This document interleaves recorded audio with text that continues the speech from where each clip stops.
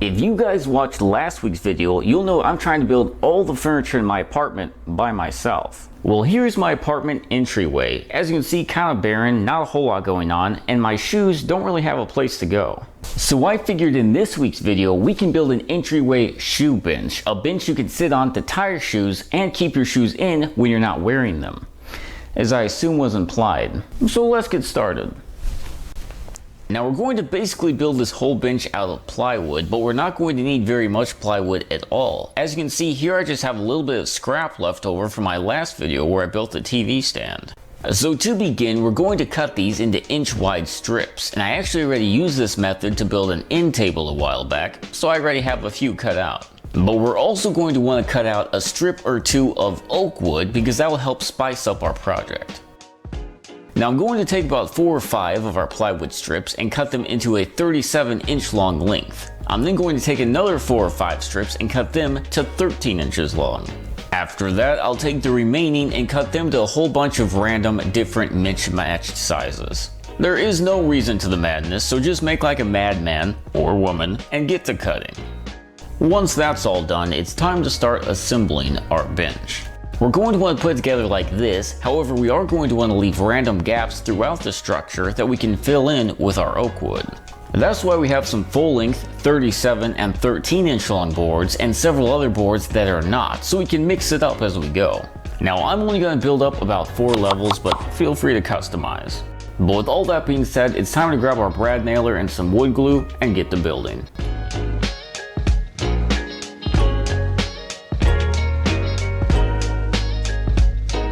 When it comes to filling in the gaps with the oak wood, I find it easiest just to hold the oak wood next to the hole, mark where you need to cut it on the miter saw, and then glue and nail it in place.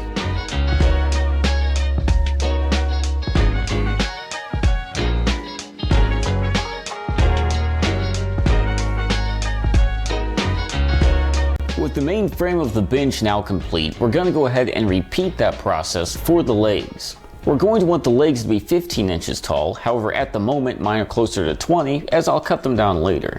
And again, we're only going to want to build them 4 strips high. There we go. Now we're going to want to go ahead and repeat this process 7 more times, so we have a total of 8 of these pieces. Now the reason why we need 8 of these is because we're going to have to put 2 of them together in order to build 1 leg.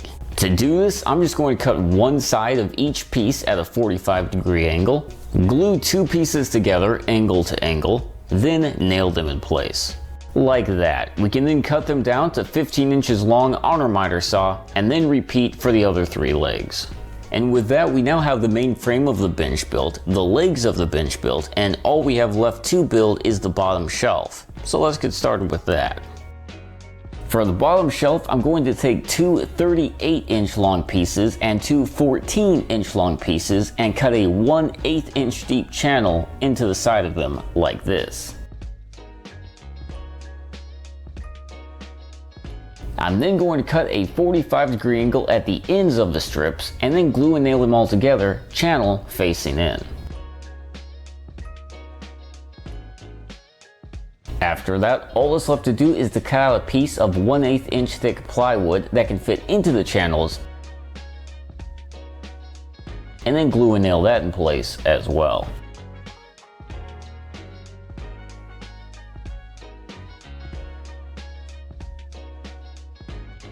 So with our main bench frame, bench legs, and bottom shelf all assembled, I'm going to go ahead and wood fill any nail holes we might have left over and then give everything a solid sanding.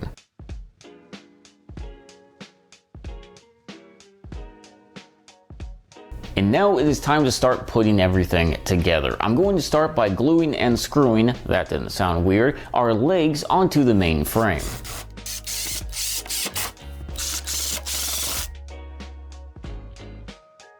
Actually, hold the train. Let's mount a little bit of plywood around the inside perimeter so we can actually mount this to something.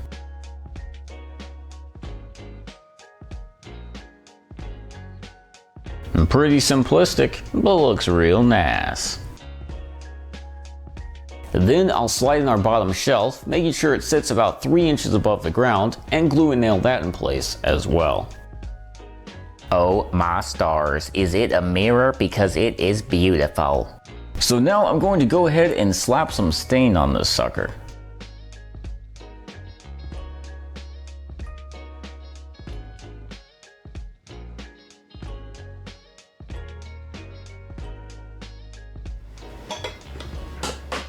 And lastly, to protect this thing, I'm going to spray it down with some aerosol sealant made by Minwax.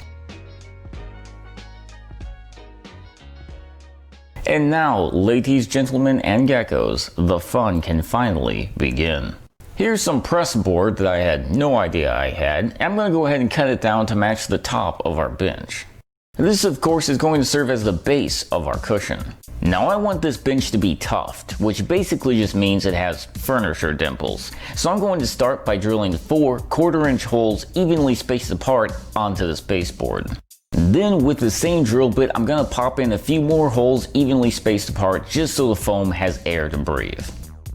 But we want our cushion to be cushy, and last time I checked, wood is not cushy. So we're going to take some 2-inch thick foam that I got at Hobbith Lobbith, cut it down to size, and then attach it to the particle board with spray adhesive. To make sure this stays flat, I'm going to weigh it down with random stuff I find in my room until it's had time to dry. And then after that, we're going to go ahead and add a second layer of foam for extra cushiness. Here I have a hole saw bit, and so what we're going to want to do is cut into the foam right on top of the 4 original holes we drilled, pulling out the foam. We just want to cut through the foam though, not the base plate. Now here I have some classic loft batting, which I have no idea what the heck that is, but I've been reading online and everyone says we need it, so here we are. Basically, we just want to throw this over our foam, make sure to open back up the foam holes we just cut, and then staple it to the bottom of the baseboard. You see, I already have a lot of extra material on the bottom of this base plate, so I'm going to go ahead and trim it up.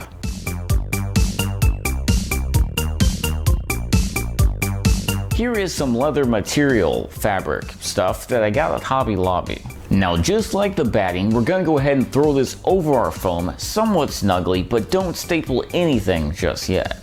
In order to tuft this, we're going to need buttons. Here are some buttons I picked up at, surprise, Hobby Lobby. I tell you, this whole video, Hobby Lobby. And to go with the buttons, here I have, I believe, 15-pound string that I got at Home Depot. Take that, Hobby Lobby. Now it is important to note that you can buy actual upholstery cord. It's probably infinitely better than this, but I was already at Home Depot, so here we are. Now basically all we're going to want to do is loop the string through the button, poke the string, using a needle, through the fabric on top of one of the holes we cut in the foam, then poke the string through the hole in the base plate we drilled, pull it super tight until the button meets the base plate, then staple the string to the base plate, making sure to do it in a zigzag pattern with a lot of staples.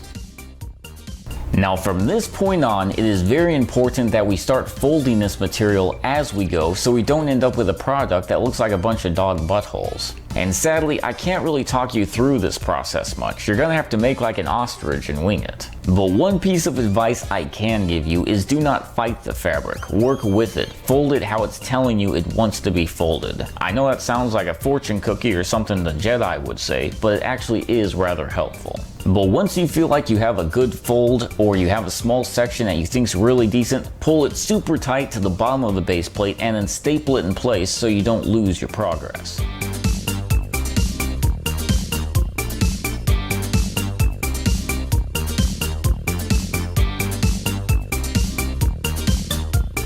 For the most part, once I stapled a section, that was pretty much it, and I didn't have to come back to it and worry about it. But there were a few small areas that after I finished stapling everything down, I did have to go back to, pull up a couple staples, readjust things, pull things a little bit tighter, and staple it back in.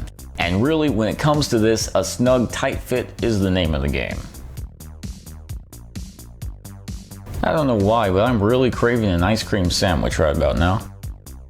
And once we're happy with how everything's looking, I'm going to go ahead back with the hammer and make sure all of those staples are really sunk in. Then, just like we did with the batting, I'm going to take my scissors and cut away all the excess.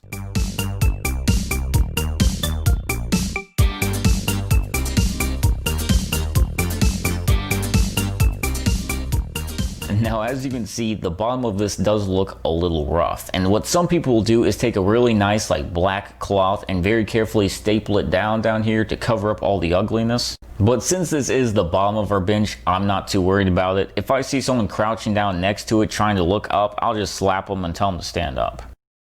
And with that, it is time to introduce our bench cushion to the bench itself. Once we have the cushion and the bench upside down and lined up, it's just a matter of drilling through the plywood of the bench into the press board of the cushion. If you remember those plywood strips we put around the inside perimeter of the bench, this is why we did it. And with that, our bench is now finally complete.